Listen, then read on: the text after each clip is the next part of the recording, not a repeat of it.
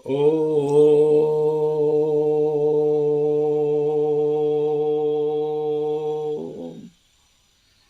कामख्यां वरदे देवी नीलपर्वतवासिनी त्वं देवी जगन्माता सर्वशक्ति नमोस्तुते। भक्तों, आप सबों के सामने मैं रोज आ रहा हूँ। मैं पहले भी कहा था कि कुछ प्रक्रियाएं होती है जो परमात्मा अपने तरफ से करना चाहता है, किसी के लिए, किसी के द्वारा, वो एक माध्यम बनाता है। आज मैं फिर तंत्र पर आकर के कुछ बात करने के लिए सोच रहा हूं, क्योंकि देखिए, तंत्र जो है भगवान शिव जी ने, देवाधिदेव महादेव ने जितने भी तंत्र हैं वो सबको उन्होंने किलित कर रखा है, बंद कर रखा है। उसके खोलने की भी प्रक्रिया, जैसे गायत्री का शाप विमोचन होता है, तो गायत्री का श्राप जो है विश्वामित्र का भी है, शुक्राचार्य का भी है। तो इन लोगों के पहले उसके शाप विमोचन का पाठ किया जाता है। उसी तरह से दुर्गा सप्तशती में है, शापोद्धार है, तो श्राप विमोचन का उसमें भी पाठ किया जाता है। उसी तरह से जो भी तंत्र है, तंत्र की प्रक्रियाएं परमात्मा ने अपने हाथ में रखी है, क्योंकि जीव का एक देन है कि थोड़ा भी शक्ति पाने के बाद वो चाहता है कि मैं हर चीज अपने तरह से बना लूं। लेकिन परमात्मा कुछ पावर अपने पास भी रखता है। मैं आगे भी कई बार बता रखा हूं, तंत्र करने वाले लिए हर प्रक्रिया करता है। आपके ग्रह जब तक कमजोर नहीं होंगे, शनि राहु केतु, क्योंकि निम्न कर्म के निम्न ग्रह माने जाते हैं ये लोग, तो कोई भी तंत्र का प्रयोग जो होता है, जैसे कि मंगल और शनि का युक्ति नहीं होगा तो आपके पास दत्तक पुत्र का योग नहीं बनता है। राहु और बृहस्पति के साथ गुरु चंडाल योग तो बनता है, लेकिन शनि के बृहस्पति के साथ जब युक्ति होता है राहु के साथ, तो वो आपको सत्ता में ले आकर के रख देता है।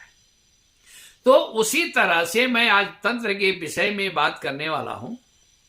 आपसे बार बार मैं कहता हूं कि मेरा जो ये चैनल है आचार्य ललितानंद जी के नाम से, इसमें आप इसको चाहें अगर सब्सक्राइब करते हैं, इसको पूरी वीडियो देखते हैं, तो आपके भी कल्याण का कारण बनता है और जिसको भेजते हैं उसके लिए भी बन जाता है।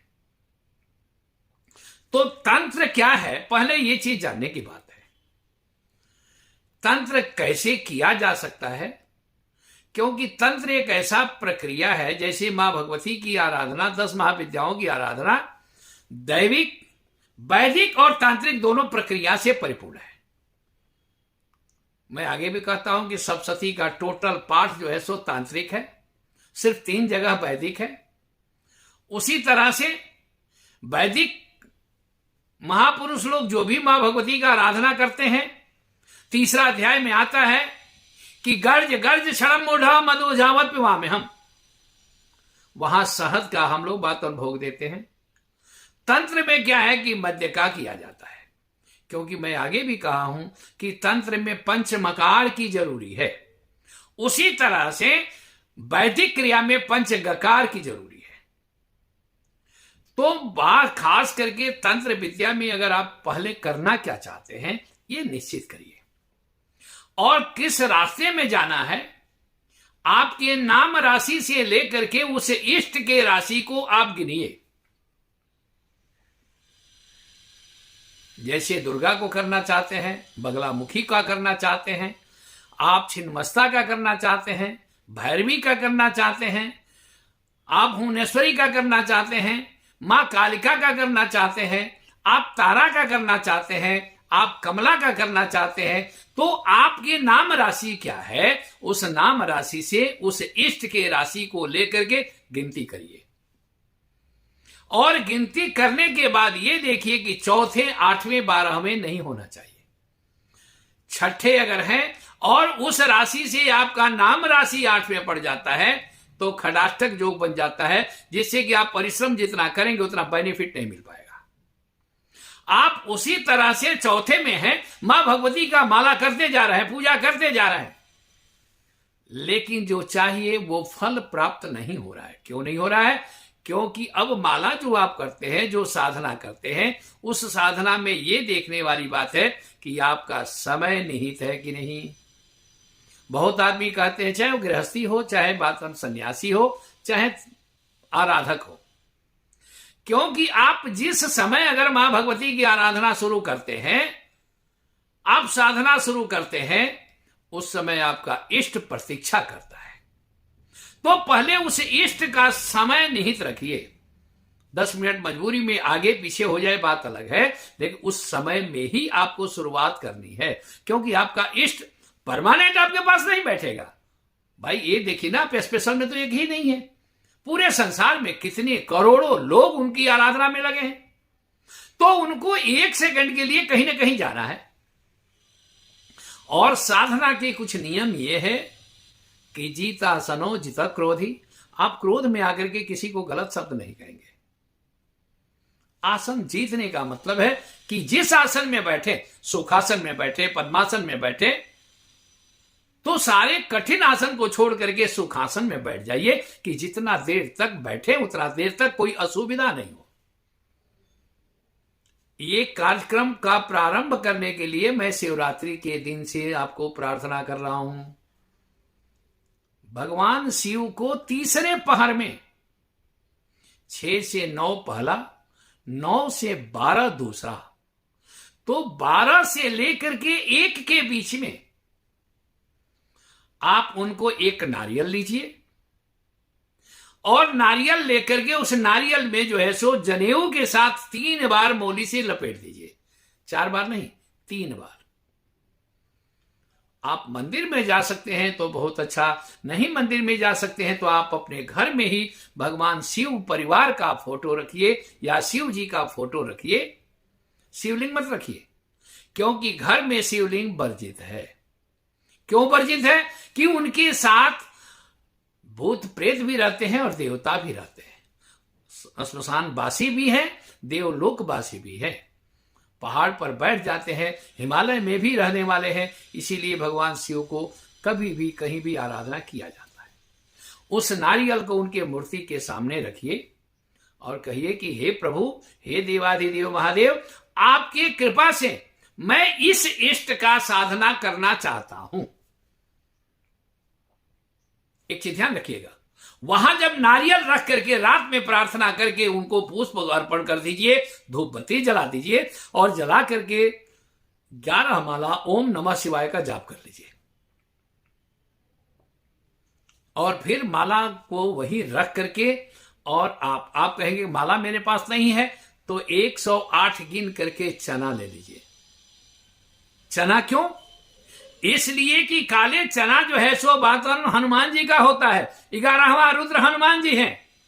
आप उस चना को एक कटोरी में रख लीजिए, 108 गिन करके, फिर दूसरे में गिनते जाइए, फिर दूसरे से 3, पहले में करते जाइए। इसी तरह से आप उनका जाप करिए और जाप करके उनसे प्रार्थना करिए कि हे प्रभु, आप हमारे इष्ट का या तो मार्गदर्शन दे, या हम इस इष्ट का साधना करना चाहते हैं, आप हमें अक्षरहा कृपा करके बताइए कि मैं करूं कि नहीं करूं। या तो आपको 1 घंटा के अंदर अंदर नींद आएगी, चाहे 3 बजे के बाद आप सोइएगा, भगवान शिव की कृपा से आपको स्वप्न में कुछ मिल जाए, या वह नारियल जहां रखे हैं वहां से आगे या पीछे हो जाएगा। अंदर की तरफ रखता है तो आप सोच लीजिए उनका स्वीकार है, बाहर की तरफ लुढ़कता है तो समझ लीजिए कि वो अभी मना कर रहे हैं। साधना में 3 चीजें की जरूरी है, क्योंकि आपके उस साधना के योग्य है कि नहीं है परमात्मा जानता है। पूर्व जन्म का कर्म आपके साथ भी आता है, क्योंकि लोग कहते हैं कि महाराज जी आप ये बार बार कहते हैं पूर्व जन्म कृतं तपः भाग्य में ऊपर जाए, पूर्व जन्म की तपस्या ही आपको फलीभूत करती है। आप एक चीज सोचिए कि अगर दिल्ली से मान लेते हैं हरिद्वार जाना है या दिल्ली से कामाख्या जाना है, अगर रास्ते में रुक जाएंगे तो फिर दिल्ली नहीं आएंगे, आप वहीं से तो प्रस्थान करेंगे। वही परमात्मा की कृपा है। कि आपको आगे बढ़ाने का प्रयास कर रहे हैं। अब आप कहेंगे कि गुरु की, मैं बार बार कहता हूं कि तंत्र में गुरु की आवश्यकता है, बिना गुरु का कोई तंत्र का काम नहीं होता है। उसके लिए अगर आपको गुरु, क्योंकि आप इस संसार में गुरु किसको मानेंगे? गुरु मार्गदर्शक बनता है भाई। तो गुरु को मानने के लिए आप बृहस्पतिवार के दिन एक सरसों के तेल का नहीं बल्कि तिल के तेल का दीपक जलाइए, और तिल के तेल का दीपक जला करके आप 11 फूल पीला रंग का ले आइए।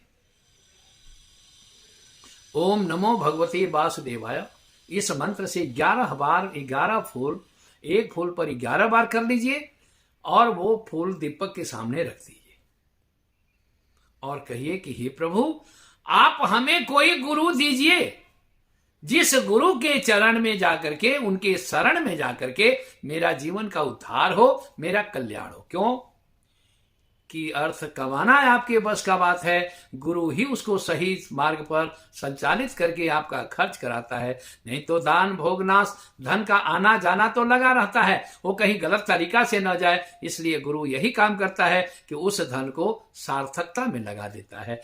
जाना तो है उसको, चाहे वो बीमारी में जाए, चाहे कोई लूट ले, लेकिन अगर मार्गदर्शक में बढ़िया करते हैं, आप परमात्मा के शरण में करते हैं, कोई पुण्य कृति में करते हैं, वो आज नहीं तो कल भी आपके जीवन में कामयाब रहता है। तो आप इस चीज को शिवरात्रि के दिन आप प्रयास करिए कि आप उसमें जो है सो ये प्रक्रिया करिए। और अगर तंत्र के मार्ग में जाना है तो इसके लिए ये रास्ता है। अगर आप देखिए, तंत्र में 6 कर्म होता है। 6 कर्म क्या है? जिसको खट कर्म कहते हैं। आकर्षण, सम्मोहन, वशीकरण, विद्वेषण, उच्चाटन और मारण। कभी भी किसी को मारण मत करिए, क्योंकि आज अगर करेंगे वो अगले जन्म में आपका शत्रु बन करके आपके पास आएगा, या आपका बच्चा बन करके आएगा, या आपका भाई बन करके आएगा, या आपकी पत्नी बन करके आएगा, पति बन करके आएगा, तो आपको बीच में छोड़ के जाएगा, आप तड़पते रहेंगे। कभी भी विद्वेषण मत करिए, किसी को झगड़ा मत लगाइए। किसी का घर बना सकते हैं तो बनाइए। प्रयास करिए कि पति पत्नी का अगर विद्वेषण है, उसको आकर्षण करके, सम्मोहन करके उसको परिवार बसा दीजिए। परिवार को तोड़ने का प्रयास मत करिए, क्योंकि जीवन में बहुत से घटनाएं ऐसी आती है, तंत्र में बहुत से परेशानियां का कारण यही सब बनता है। आप अगर खास करके तंत्र में जाने का प्रयास करते हैं तो उससे क्या है, परमात्मा जल्दी मिलता नहीं है। परमात्मा को पाने का मार्ग है, वो वैदिक भी है और तांत्रिक भी है। वैदिक प्रक्रिया से भी अगर आप अपने आप को अनुभव करिए, आप जिसका साधना करते हैं वो आपके इर्द गिर्द रहता है, वो आपके आगे पीछे घूमता रहता है। आप उसका प्रयास करिए, उसको अनुभव करिए, वो आपका रक्षक भी है, आपको किसी भी मोड़ पर कहीं अकेले नहीं छोड़ता है। आप जब ये मानने लगेंगे कि मेरा इष्ट मेरे साथ है, मेरे पास कोई दुख नहीं है, परमात्मा दिया तो दुख तो उपहार है, उसको जब मानने लगेंगे तो आपको किसी प्रकार का दिक्कत नहीं होगा। गृहस्थी के लिए तो सबसे बड़ा अनिवार्य है कि आपको धर्म, अर्थ, काम, मोक्ष चारों चीज की जरूरत है। और आप प्रयास मैं करूंगा कि शिवरात्रि के दिन मैं लाइव आऊं और लाइव में उस दिन का प्रयोग किया जाएगा।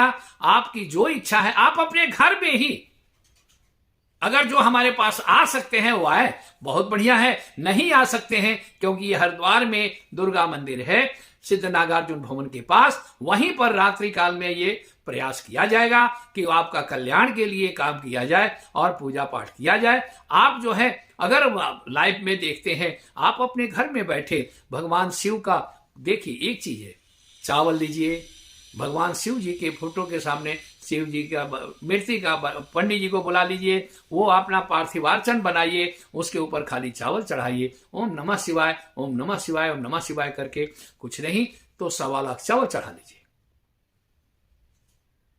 आप अगर ऐसा नहीं है तो दुर्बा चढ़ाइए, सबसे बढ़िया आसान तरीका। घर में, गांव के घर के अगल बगल में दुर्बा घास होता है, आप उसको चढ़ाइए।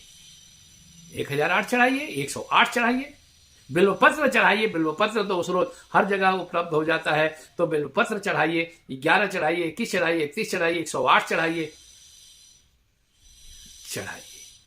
उसके बाद आक का फूल है, अकोड़ा जिसको कहते हैं, अकवन कहते हैं, उसका फूल लीजिए, एक एक करके फूल पर अर्पण करिए। चारों प्रहर में 4 प्रक्रिया को करके देखिए।